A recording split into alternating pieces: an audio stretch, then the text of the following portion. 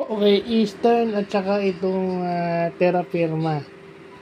So, doon mo makikita na ang team walang chemistry.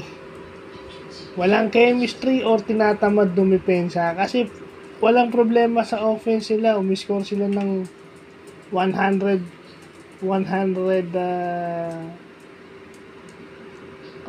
basta 100 plus points yung Terra Firma, pero yung Eastern umiscore ng 134.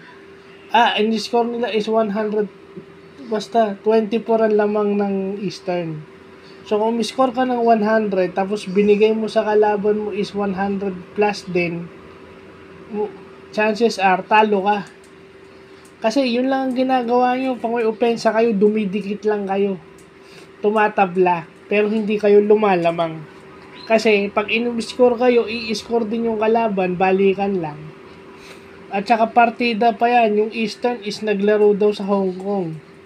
Naglaro sa Hong Kong, kumuha ng flight pabalik dito, naglaro. Alas 2 lang daw ng hapon dumating yung Terra Firma, tapos naglaro agad. So, ibig sabihin, partida pa yon, bumiyahe pa yan, ha.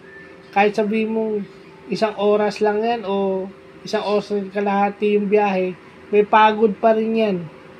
Dahil pagbaba sa airport, yung traffic niyan, no? Di ba? So, partida pa yung Eastern. No?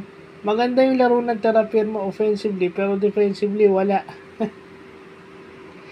So, yun lang yung bakit natalo. No? Hindi ka mananalo sa isang team na binigyan mo ng 134 points. At ikaw nasa 104 lang. So kahit maganda yung in-score mo dahil 104 yung in-score mo, pangit pa rin kasi walang depensa, nasasayang lang yung pinupuntos mo. I mean, kaya sinasabi ng mga tao do sa YouTube na the PBA is dead sa mga ganong klaseng mga ganong klaseng laruan. Parang binibigay lang kasi. Well, yun ang sabi nyo, di ba? Kaya nyo inimbitahan yung Eastern. Sa ginagawa nyo, pinagtatawanan lang tayo ng Eastern. Akala ko ba kaya inyo inimbitahan para matuto? Well, tama naman yun, imbitahan nyo para matuto kayo, hindi para ibigay nyo yung laro sa kanila. No? So, yun yung mahirap, binibigay nyo yung laban kahit hindi dapat. Ako, opinion ko lang, ha. Kaya kayo napagtatawanan kasi wala naman sigurong problema. May practice naman siguro kayong depensa, hindi nyo naman nilalabas. Puro 3 points, puro open.